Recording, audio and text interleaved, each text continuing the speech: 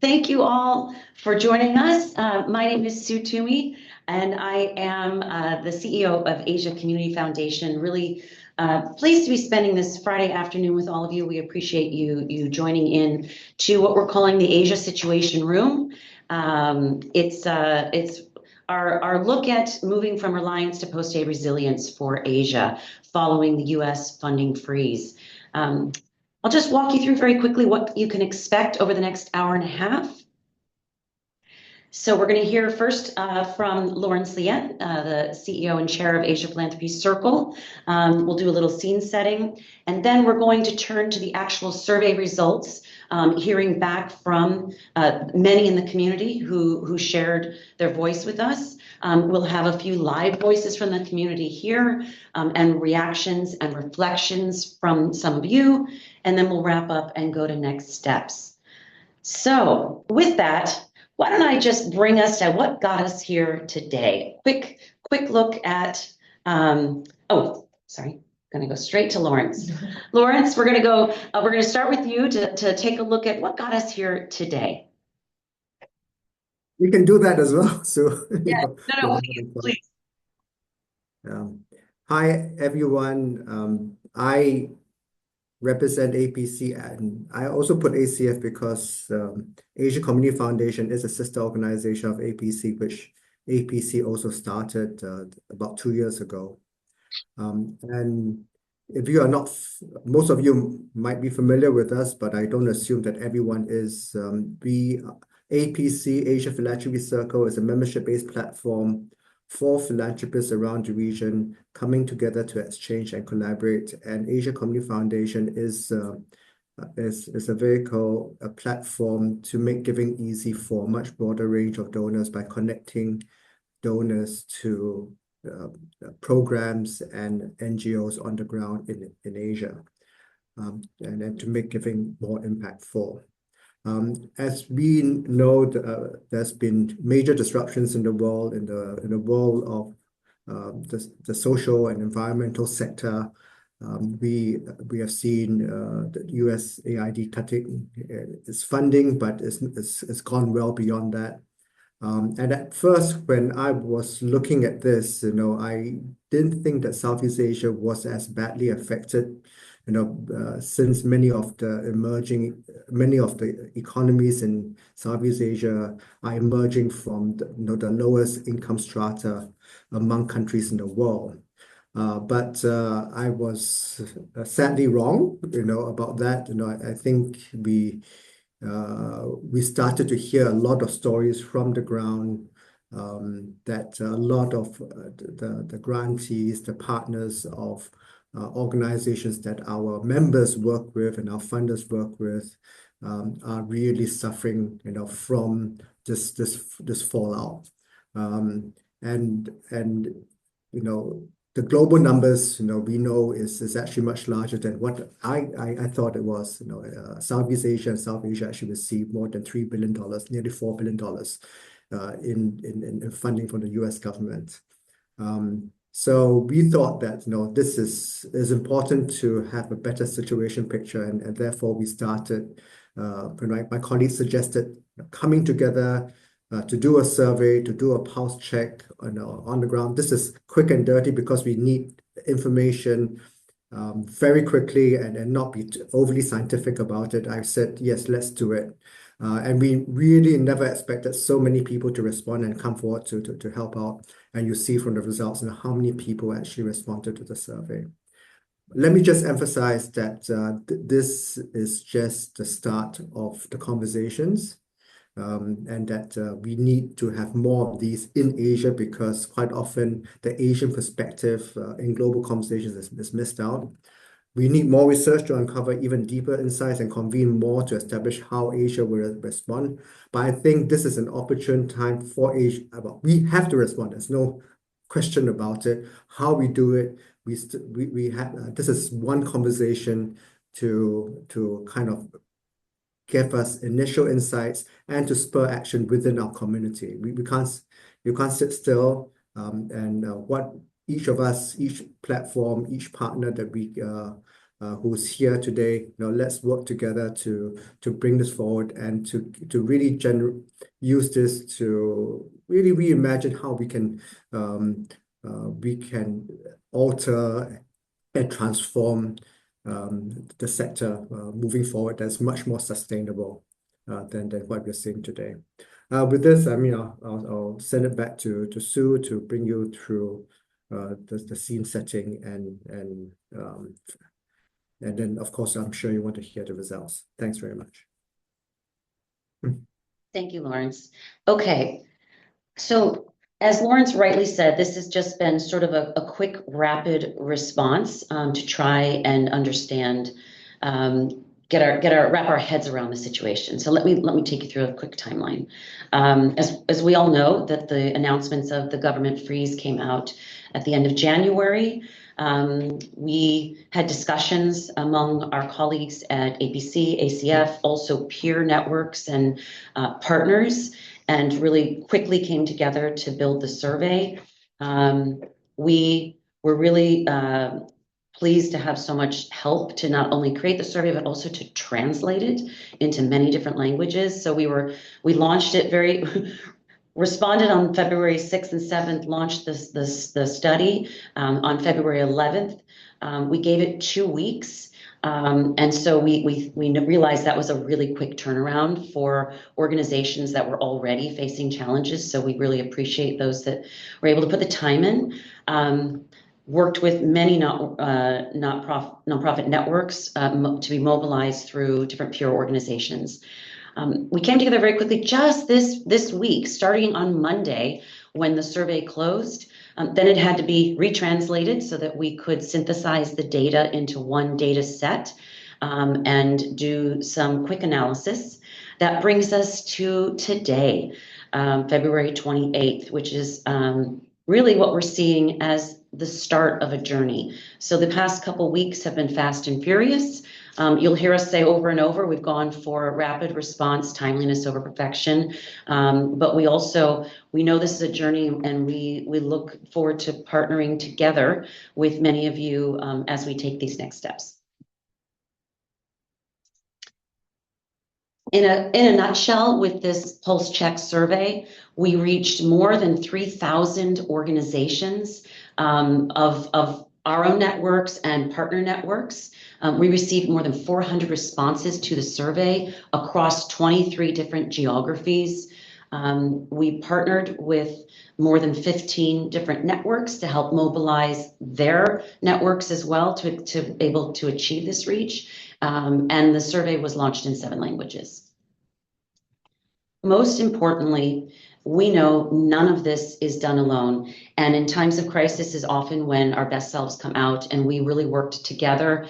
We're really grateful for the contributions of members, friends, partners, peers who helped in various ways to get this survey off the ground. Some individuals and organizations helped review first cuts of the survey. Some helped to translate, to review translations, to importantly mobilize networks. And we greatly appreciate the trust you put in us. We certainly took that very seriously in terms of confidentiality, which you'll hear more about. And also members and donors who shared with your grantees and partners so that we could really try to have a robust data pool to learn from. Most importantly, we also really want to thank the nonprofits who took the time to respond. We know that these are stressful times, and so we appreciate you diving in with us. Okay, finally, before handing over, just want to go over some quick ground rules. I know we're keen to get to the results. So who is in the room with us? We believe, we have more than 350 sign up. We have, it looks like 257 in the room. It's nonprofits, it's social impact organizations, it's funders and funding organizations, philanthropy intermediaries and advisors. Importantly and intentionally, we do not have media in the room. We want you to feel comfortable to share. We would ask that we have your name and organization displayed so that if you are called up, we can see you. Please note, this session is being recorded, but we are only going to share the opening and the presentation of the aggregate results, not the individual sharing that will come later. So we also ask that you please do not record this on your own. For questions, there will be plenty of time for Q&A. We ask you to enter them in the Q&A box, and then we'll read them aloud. We'll have a little bit of sharing and polls at the end. We invite you to contribute. It's a large group. We may not get to everyone, but we will do our best. We ask you to please join in the quick polls that you'll find later. There might be some additional insights we'll collate and share back with everyone. Most importantly, this is open. Our approach with this is open. We want to be sure that we will be sharing the results of the survey, the slides here, and any collated information to each of you so that we can all do our part to take next steps. With that, I'm going to turn it over to my colleague from Asia Philanthropy Circle, Nan Lee. Thank you, Sue. I'm Nan Lee from Asia Philanthropy Circle. And together with Gwen Lim from the Bridgespan team, we are very excited to take you through the survey findings. First of all, I want to take a moment to just thank all of the NGOs. Some of the responses that we got from the survey were incredibly raw. And so thank you for your trust in us and for your time to respond during these stressful times. Let me just first acknowledge that for many of us representing donors, intermediaries, and sitting in a very nice office somewhere, we cannot begin to fully grasp what you are all going through. But here's what we can do to serve the NGO community. And that's what Sue had mentioned earlier, information is power. So what we are committed to doing is to activate our networks to bring awareness to this issue and to equip the sector with the insights that you all need to make a compelling case collectively to keep doing what you do best. And that is really the overarching ethos for the survey. Specifically, we designed a survey with a couple of guiding principles, which I would love to take you through. You'll hear this over and over again. We are optimizing for speed over perfection. This survey itself was run over a 2-week window. We closed it just this Monday at midnight and spent this last 72 hours sprinting between translating, aggregating, synthesizing. So we know this is going to be an exercise of imperfection. But we felt it was much more important to get the headline results to you all promptly. Secondly, I would say the survey was really designed with the NGO's realities in mind, because you're going through a very uncertain and stressful time. And what that means practically is we made the survey intentionally with fewer questions and multiple choice to make it easier to answer and less time consuming. It also meant that we made the surveys available in several languages to reach more smaller grassroots organizations. We also try to focus the survey, the scope of the questions on the direct effects of the funding freeze to focus the exercise. It also means to take extra care to protect the confidentiality and the data privacy of the responses.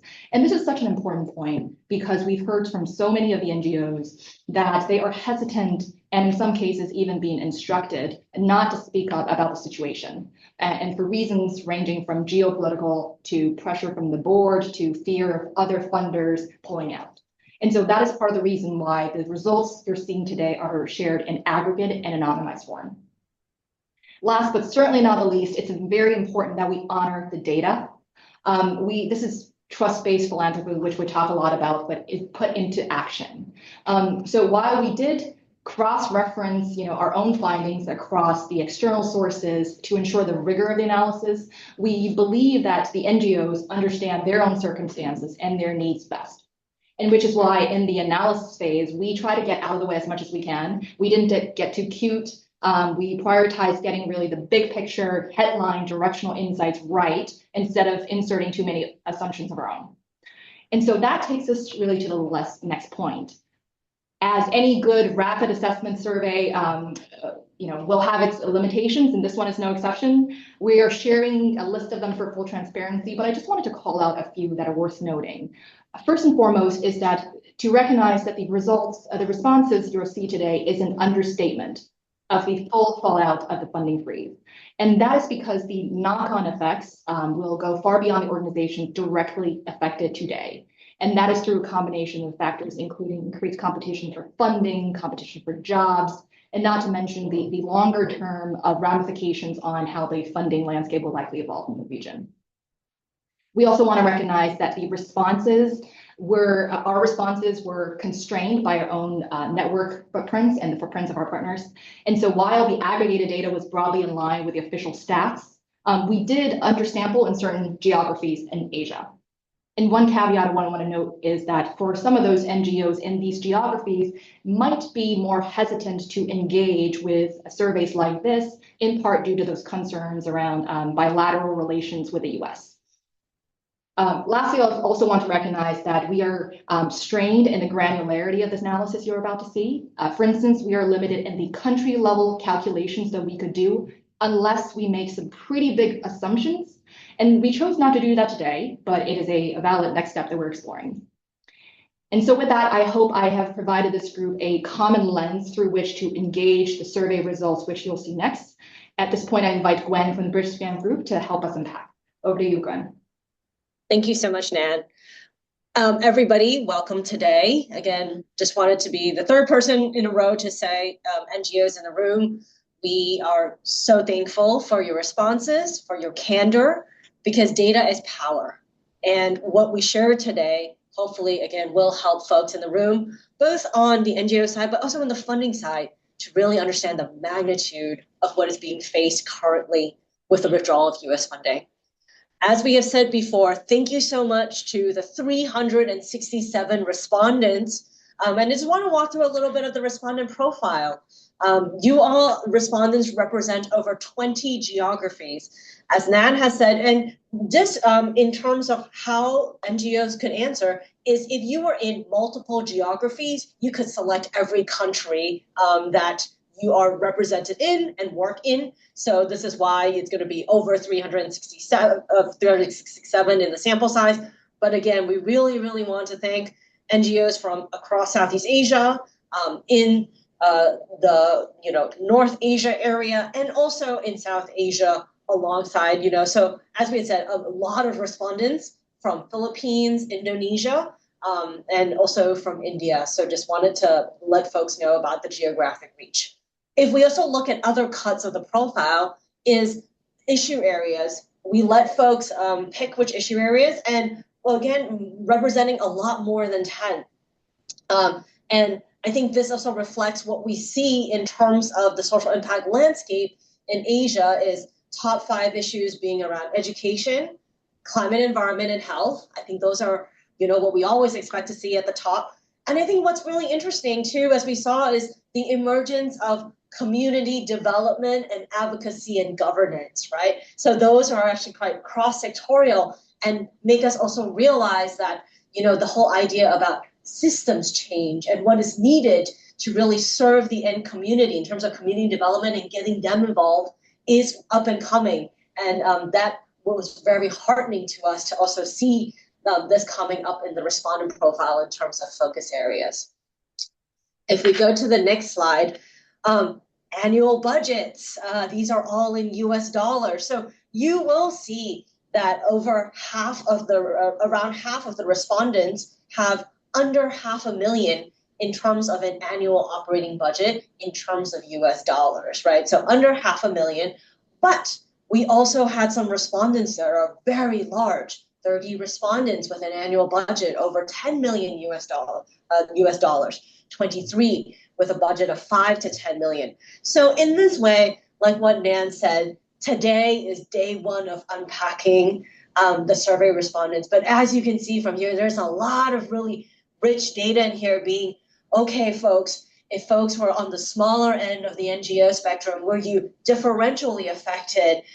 The answer is both yes and no, as Nan will go into later, but also folks at the higher end of the spectrum, what does that mean? So again, super happy to take this first step to start unpacking implications. If you go to next one, this one is in terms of community reach and size of the community served. Again, we wanted to recognize that for 31 of the respondents, so about 10%, it's an indirect effect. I think this is tied to the fact that we see, again, advocacy coming up as a key focus area.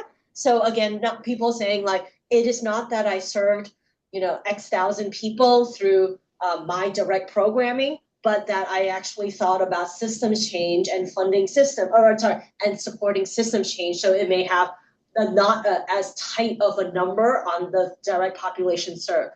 But again, what you see here is amongst the 367 is we definitely have 20% of organizations that are I would call it highly proximate, really in the community, serving a very tight-knit group of community outreach, all the way to, I would imagine some of those are really big international NGOs that are cross-border in nature, multiple countries, and therefore serving over 100,000 people. So again, a very good range of size and of the types of impact that the NGOs who took the survey was trying to make. So again, huge thank you to everyone for that. Last slide, and a very important one. And after this is, I'll hand it over back to Nan. I think when we started the survey, we didn't know what this chart would look like. And when the results came back, so out of the 367 respondents, 31%, or about 114 respondents, said that they were not reliant on US funding at all. So not reliant is not even taking, and then it comes to somewhat reliant, where it's less than 15% onwards. So what is really interesting is you look at the two ends of the barbell. 31% who's not reliant at all. On the other end of the barbell, 21% that is extremely reliant. Over 50% of their funding is coming from US funding. Gosh, that's a big number. And if you want to say, okay, maybe I don't want to say as much as 50%, what if it's only a third? That goes up to a third of respondents actually saying that more than a third of what they need is reliant on funding from the US government. So again, not everybody is affected, but some people are affected extremely deeply. And we just need to be aware of that in our communities and what that means. So with that, I will hand it back over to Nan. So this is a little bit about the profile of folks who fill it up. And then what I'll do now is hand it over back to Nan to talk about some of those implications.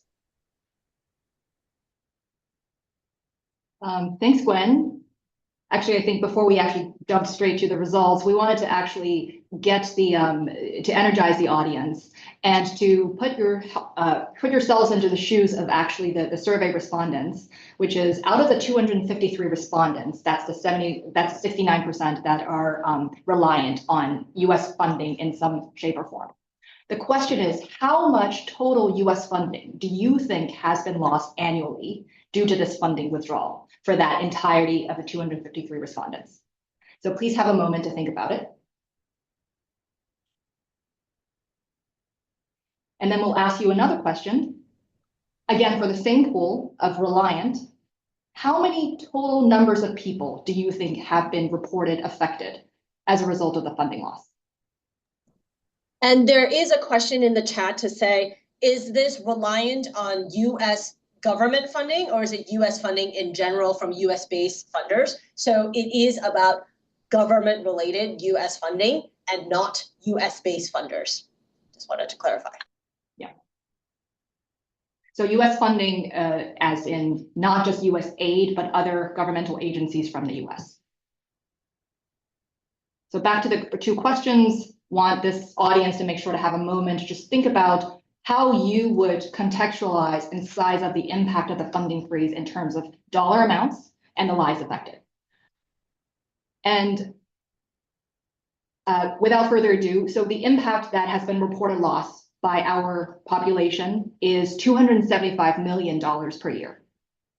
Just to put that into context, that is about the total size of US government funding going to Pakistan for 2023. In terms of human lives that have been impacted as part of this funding loss, that is 3 million. So I want people to just sit a little bit with that number And these are very big, scary numbers. And some of you might be wondering, okay, all right, how much of that 275 million can be plugged? In other words, what's the real funding gap that we're talking about here for this affected population? And so here we did some analysis. One question that we asked is for the NGOs. We asked the NGOs, how confident are you to replace the lost funding within the year? And the results of that is shown on the left. So 40%, that's the big maroon box on the bottom, 40% of the total respondents said they are not confident at all to replace that within the year. And that is defined as they expect to replace less than half of the funding that's been lost. 25% reported they are somewhat confident, meaning they expect to be able to replace up to 70% of the funding. Another 7% reported fairly confident, and only 9% reported they are confident to fully replace the funding that's been lost to their organization. And just to translate it, the amount that is associated with that 9% that is at the very top, who think they are fully confident to be able to replace within the year, is only $2 million a year. And all the remaining respondents have expressed varying degrees of hesitance. So we think that somewhere between that $275 million that is reported to be lost and the 2 million that we think we can get is the real economic cost for this population. Let's move ahead. So I think we can all agree that the funding situation is pretty precarious and dire. But what does that really mean for the organizations on a day-to-day process? And here we continue to probe.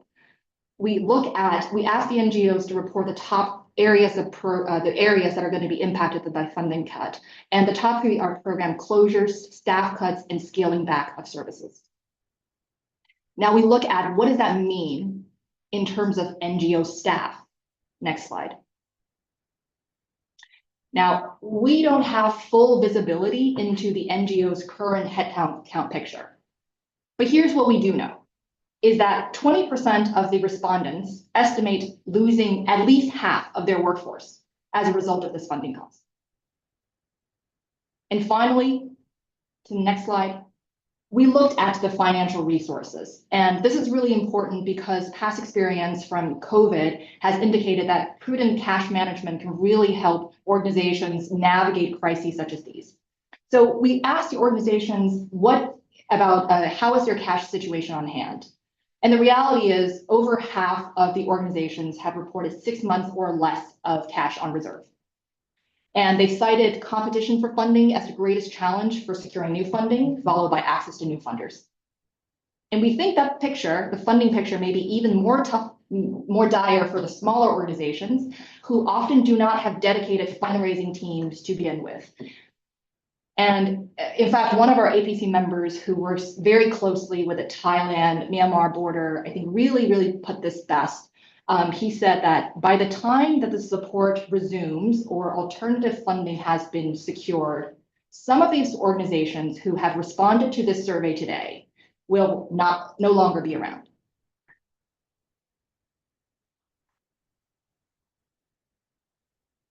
So I know that's a lot to take in, but I wanted to kind of go back to why are we doing this?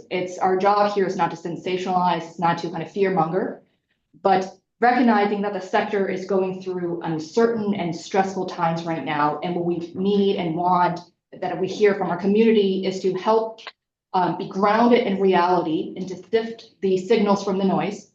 And that's why we started this bottom-up data collection exercise. And we try to process it and hopefully present it in a clinical fashion with the goal of equipping everybody with the insights to inform collective action. We hope that was helpful. We also recognize that was a lot. So I'm going to pause here and open it up to the community. Gwen and I are going to take some questions on any and all of the headlines that you just heard.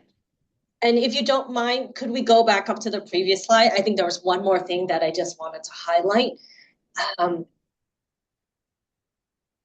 If you look on the right-hand side, we also asked respondents, what's your greatest challenge to secure this new funding? Struggling right now, what's the greatest challenge? Again, and they said very clearly, a third or more than a third is competition for funding. Second is connections to new funders. Fourth is limited awareness amongst Asian donors, local donors, international donors further down the list, right? Or that you may have funding today, but a lot of it is very restrictive. So we also hear very clearly from the data that many of you are out there in the market trying to seek to keep yourselves afloat, and you are running up against each other. And that's difficult too. And it's just this idea of we wish the pie was bigger. We wish the pie could be grown bigger. So I think I just wanted to recognize that we're also hearing that it's very, very competitive to replace the funding, that's been lost. Thank you for that, Gwen. One of the questions that we received is around actually going back to the very start, which is clarifying the sample size. We hear a couple of different numbers, so let's just maybe set the record straight. So we released a survey in 7 languages total and received over 420 to be exact, submissions. Now, 367 of those submissions qualified, and we made that, and that is our effective and valid sample size based on completeness and validity checks, very basic checks. Of those 367, that is the pie that you saw Gwen show. 69% of those have self-reported to be reliant on US aid to begin with, which is 253.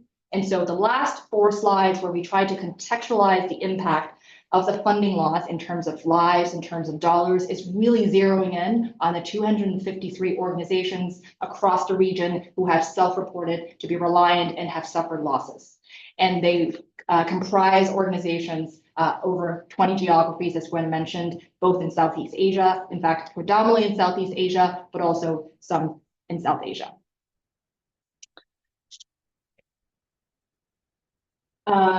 We have a question around, are there respondents that worked in gender equalities issues? If we could just go back to the issues, maybe the very start of the respondent profile slides. So this is a factual question. Let's go back to the respondent profile to see how they have self-identified. So there was not a specific option that was available for gender equality, gender rights.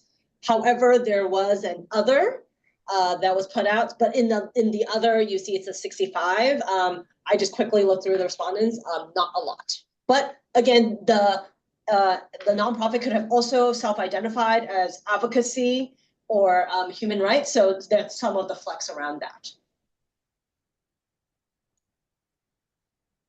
One other question that we had asked is how does the, recognizing there are actually surveys like ours, but in a global scope, one of the questions around how does our results stack up against a global picture?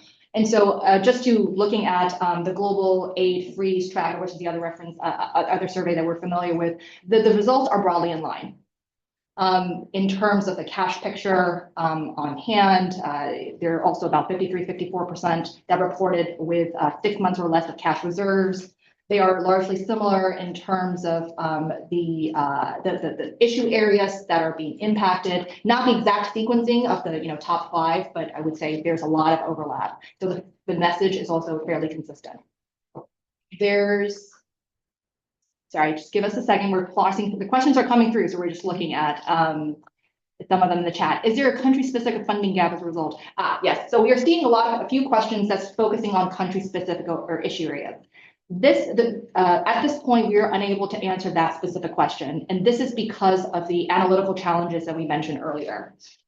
In the survey, we asked for the total organizational budget and funding, as well as the geographies, all that apply.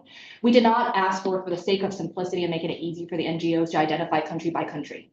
And therefore, we either had the trade-off of making our own assumptions about what the country split could look like. We chose not to do that for the sake of data integrity and really kind of, I think, honoring what that data actually is, and we're not the experts, versus just acknowledging there are things that we don't know and it's worth looking after in the next step. So here we chose to do the latter, which is why at this stage we are limited in terms of our granularity of data at the country and sectoral level.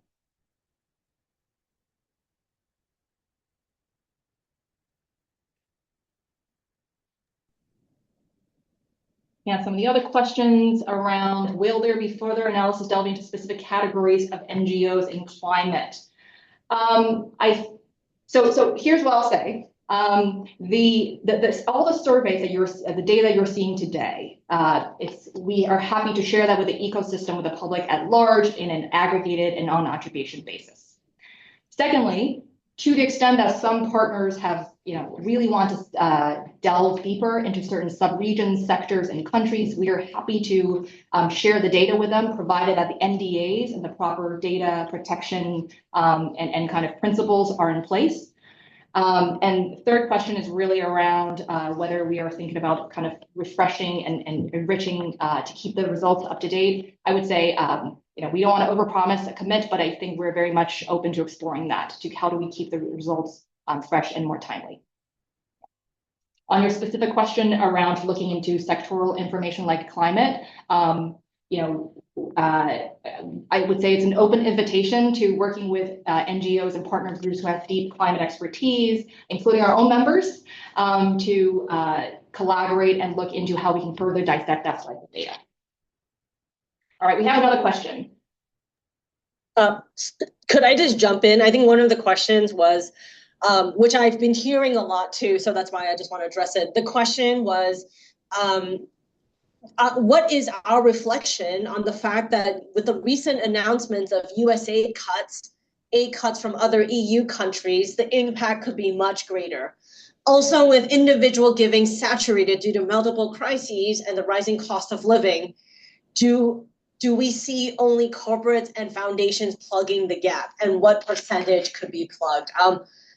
I personally love this question. I've been grappling with this question. I'm asking myself, when will be the timing if the Japanese government starts thinking about cutting, because they are also a huge provider of aid in Asia. This does keep me up at night.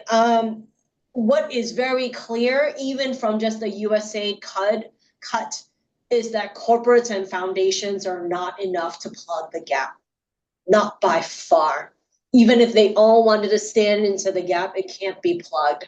So I think the question is how to be creative, how to, really help folks understand, again, through data, where have the cuts been greatest? Where have the needs identified been the most pressing and stressing, and what key issues? Again, news came out today of cutting of malaria medicines, of aid medication, right? So are there specific areas first that are crying out in almost like, if you think about a bankruptcy plan, like the 30 days versus the 60 days versus the 90 days, and how to make sure that you can get through each of these. So not enough to fill the void, for sure. And is it even less than 10% from some numbers that I've seen? Yes.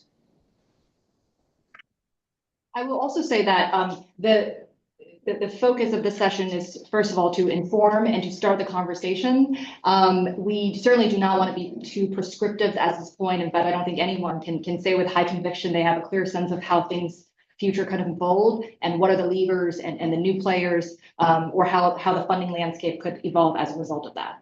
I will say that as an immediate follow-up to this conversation, we're also convening a funder discussion to wrestle with some of the questions, many of the questions I've already been raised, which is how can the funder community start conversations and to work together and to imagine how we can potentially transform the sector. So I would say that all of these questions are very well noted. I think we're all wrestling with them. I don't think anyone has a definitive answers, but we're still in the early innings of this dynamic and evolving situation where I think the second and third order consequences are we're only only starting to comprehend.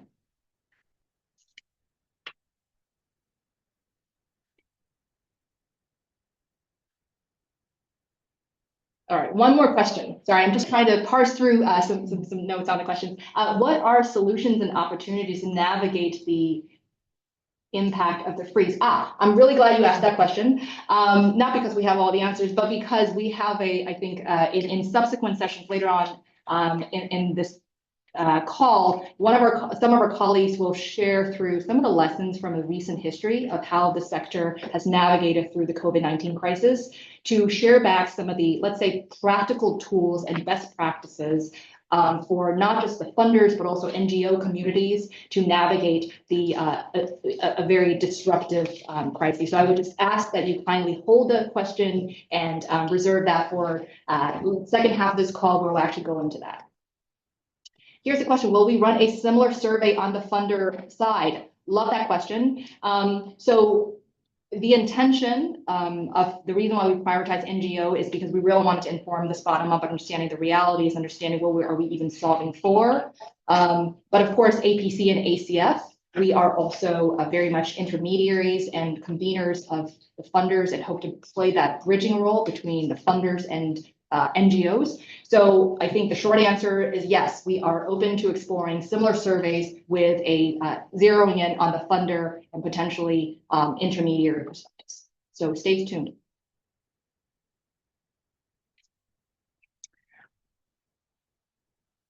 With that, thank you all for the questions.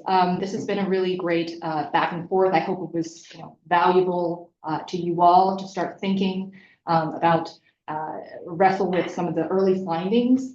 And of course, thank you to Gwen and the VirtuSpan team. It's not every day that you have a partner data crunching with you in the trenches. So it's a pleasure doing business with you. So we'll just move to, I mean, we, as Nan rightly said, we definitely do not have all the answers, but we, in addition to sharing the feedback from the responses with you, we also wanted to do a little bit of thinking about what else could we possibly expect coming ahead. Certainly we've already heard this is a wider trend.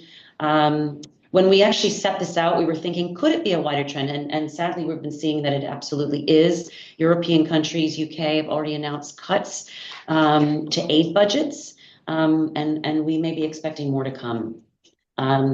It's also unclear what, if any, future U.S. funding might look like. We're hearing it's far beyond U.S. aid. It's, of course, anything to do with U.S. government. We're hearing about embassy cuts, State Department. A real one that worries us is indirect implications. What Fran alluded to, organizations that are not directly impacted, but whose partners might be, or who may down the line see funding redirected. Competition for funding, we already heard that as an issue, a number one concern for respondents. With those cuts and redirections to potentially what are seen as more urgent issue areas, hitting in particular some of the underfunded sectors even harder. Another one we talked about, which hasn't yet come up here today, but possibly we're just reflecting on things that happened during COVID, an increase in need for services, but potentially fewer implementing organizations to be able to provide them. And certainly maybe even tougher for smaller organizations who may not have all of the resources to mobilize to be able to address some of these concerns. Some final sort of thoughts to leave with everyone. This is not our first crisis. If we look back about 5 years ago, this month, we were starting to grapple with the implications of COVID-19. And I still remember working with a group of nonprofits and lots of WhatsApp messages going around saying, is anybody worried? Is anybody concerned? What are you doing with your teams and your staff? And, hearing from funders and donors asking, what can we do? What's most needed? So we just wanted to take a moment and really reflect back on some of the lessons that were learned during COVID-19. Certainly for networks, an important role that different networks played at that time was to share accurate and up-to-date information as widely as possible. Maybe hold a repository of funding needs so that we can make them available. Host discussions and connect stakeholders. I know we have many peer intermediary organizations on the call today who are already talking to us and others about collaborating in some of these areas. So that's great to hear. For funders, certainly many of the practices and resources that were used during the COVID pandemic could have applicable value here.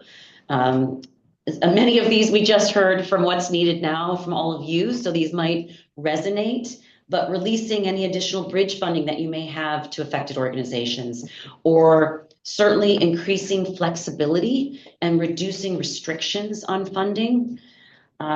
Streamlining applications while everyone's busy dealing with the fallout, making applications easier, reducing reporting requirements, providing advisory support to leadership of organizations, creating space for learning and sharing, and especially among maybe organizations that you're funding who are able to quickly pivot and have, ideas for others in similar spaces. And for the nonprofits, as we've all noted throughout this call, we know it's a stressful time. Learning from COVID-19, some of what we saw, heard, and did ourselves in different ways were to help.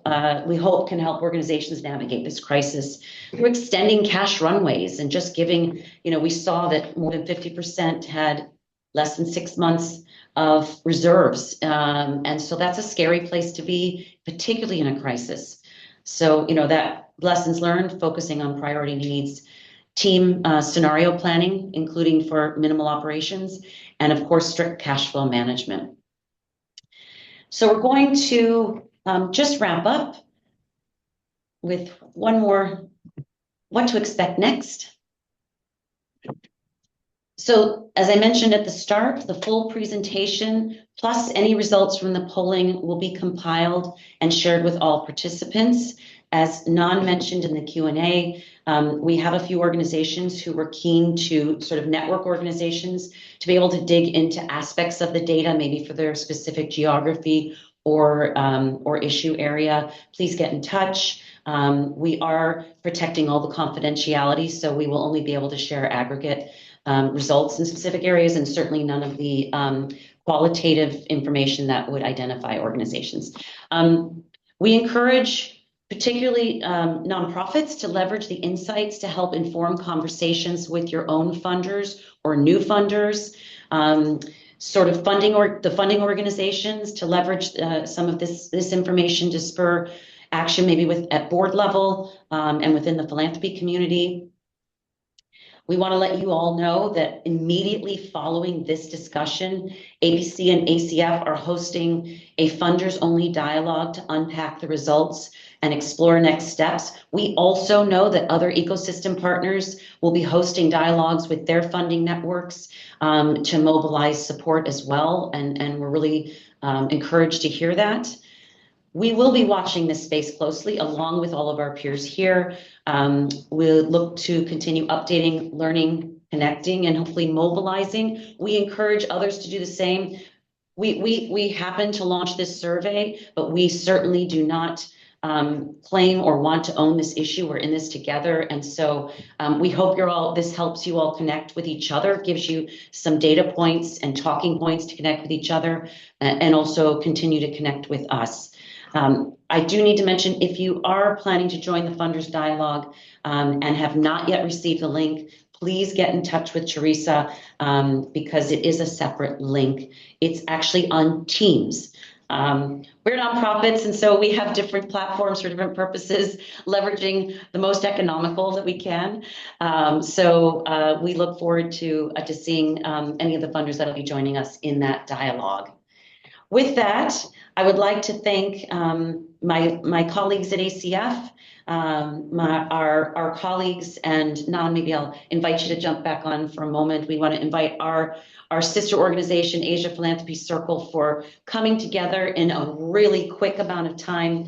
All of the partner organizations who really helped us to write the survey, share the survey, translate the survey, to Bridgespan, who really stepped up and was doing midnight oil with us. Nan, would you like to say any final words there? Echo everything that Sue had mentioned. The word that had resonated with me the most is hopeful, because I'm inspired. I'm feeling hopeful from the conversations, from the questions that have been raised, which show so much thoughtfulness about what could not what just has happened, but also what could happen next. I'm just so encouraged by the fact that so many of our community and the friends and family are thinking about this in such a deep way. So just again, thank you for your time. Thank you for your consideration. We know this is the beginning of hopefully a series of very meaningful information to really transform. Thanks, Nan. So please give us a few days. If you don't get these the slides by Monday, give us a couple more days, but you will get them next week. That's our promise. And we'll be sending them to everyone who registered for this.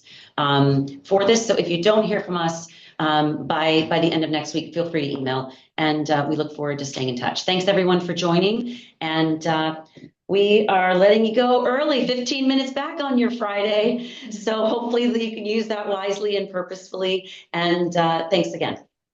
So can I say something very quickly?